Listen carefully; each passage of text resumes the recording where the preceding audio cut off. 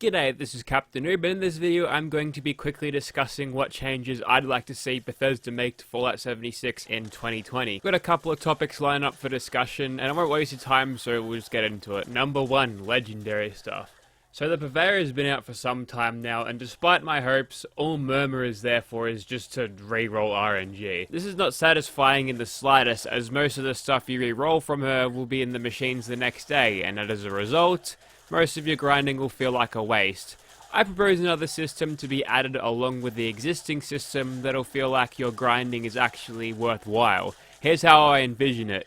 You can spend however many for random rolls with the regular system, or you could get something more specific at an extremely higher price. A custom 3-star item for 1,000 script, for example. This would make the week or so of script grinding that you'll have to do with the 150 limit actually feel worthwhile because you're working towards a goal. Then you can go around shooting everything in Appalachia with your dream gear, which is honestly what I like to do. Another thing is making legendary enemies drop items equivalent to their star rating. Having 3-star enemies drop 1-star items is just annoying and it should stop. One more thing, to make events feel more rewarding, increasing the legendary rewards that can be earned from completing them will mean that events, either public or not, will actually be played rather than just left there. I'm looking at you, the messenger. Number 2, cheaters. So I feel like Bethesda have just kind of been standing idly by as these cheaters on Fallout 76 kind of run rampant and get away with it, not even a slap on the wrist. Some of them are still unbanned to this day. So I want them to actually do something about that. I just want them to have an anti-cheat. Anything. Something that'll stop these players from ruining the experience for everything else. And maybe even harsher penalties for those who have been banned, either hardware or IP bans. Something to make them go away. And if you don't want to do something like that, maybe cracking down on the dodgy sites that are giving accounts away for less than $10 might be something worth looking into, because you can ban them for 3 days all you want and they'll come back and you'll ban them again.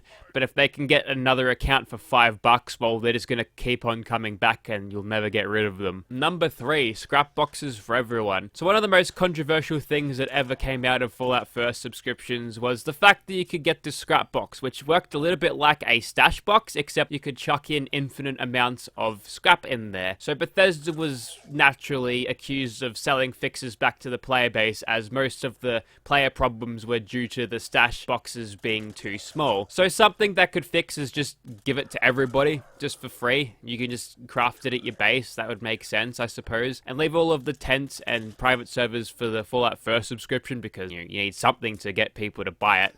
But giving everyone with a scrap box will increase the quality of life for everyone because, well, having more space in your stash means you can carry more weapons, more armor, more stuff to play around with, which is great. And the fact of the matter is it actually doesn't take up a lot of data on the servers, and I've talked to data miners about this, so it's not likely to crash any servers if a player comes in with 50,000 steel in their scrap box. That's going to be absolutely fine. Nothing will happen, because I think the way that it works is it just has the little bit of kilobytes for what kind of type of scrap it is and then just the number of that. So it's not going to be harmful to the player base at all. So there's no reason for Bethesda to leave that behind a paywall whilst other players can't access it. Number 4, bug fixes. And this kind of goes without saying, so I'll be brief here, but a cleanup of some of the more annoying bugs in the game, such as unyielding armor and dying and not being able to respawn, crashing, perks breaking when entering power armor, and weapons not functioning when you spawn in, just to name a few. You know, seeing them gone would be good for the player base. Number 5, mod support and dedicated servers. So Fallout 76 I feel has great modding potential, and allowing us to create mods will bring the community together to come and fix what they feel is wrong with the game. More people actually start playing if you can bring mods into it as well. And dedicated servers for, just increase role playing so they can actually play Fallout 76 how they envision it, I feel like would go very well in increasing the player base of this game and increasing the lifespan of the game.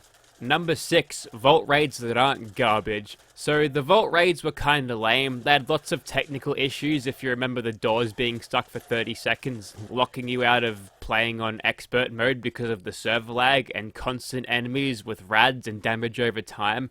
Making something more interesting like a small arena with rounds of increasingly tough enemies with different game modes keeping the players moving. I'm thinking something similar to the Uncharted 3 co-op. If you've ever played that, I feel like that would work really well in Fallout 76, but don't put it in a vault because the maze-like areas are a pain in the ass to navigate. Going over that arena thing, you could open up a whole bunch of opportunities for different squad roles, so you could have a dedicated team medic, like a DPS person, maybe they've got a stealth commander or something. Having these tough challenges where players will be forced to diversify their playstyles so they can cover their bases, especially with something like a team medic, which worked a little bit for the vault raids, but ultimately I felt like they were just kind of dull. They weren't very fun to play, and there was lots of busy work when you're actually doing the fighting, so if they had less emphasis on messing around and more emphasis on killing your enemies and keeping alive, I feel like that would go a long way. A lot more people would play it, because mindless shooting is a lot more fun to play for hours at end than tedious nonsense. And number 7, more PvP game modes other than Nuclear Winter. You know, I feel like team deathmatch game modes where the players can respawn and actually learn from their mistakes would be better than waiting for another 10 minutes for a game. Granted, the Fallout 76 Nuclear Winter is actually a decent interpretation of Fortnite game modes. It gets a little bit old over time, and I feel like having a team deathmatch where you can jump in and play for 10-15 minutes and then get a decent amount of Overseer rank out of it rather than dying in the first 2 seconds and having to wait 10 more minutes for another game like you would with Nuclear Winter would be a little bit better in terms of people leveling up. You might even see more people out there wearing the Hellfire power armor. It also opens up some more team play, as players can actually choose to be medics if they want to heal up more of their teammates, because you have more teammates to actually support during the fight, as compared to Nuclear Winter where you'll have a couple of scraps here and there and everyone just impacts themselves. Maybe they could look at the class diversity in other shooter games and figure out something from there, like a heavy support gunner for suppressing enemy positions, a sniper for long range. The possibilities are pretty interesting. So there you have it, a couple of my quick ideas on how I would improve Fallout 76 throughout the year of 2020. Obviously I could mention Wastelanders, but Bethesda's already doing that, so I didn't have to, but hopefully they nail that. If you're from the future and that's bad, let me know here, because I surely would know this recording this on the 1st of January. Anyways, let me know what you think, and if you think I've missed anything that is important, be sure to let me know in the comments, or whether you agree or disagree with me. Thank you very much for watching, guys.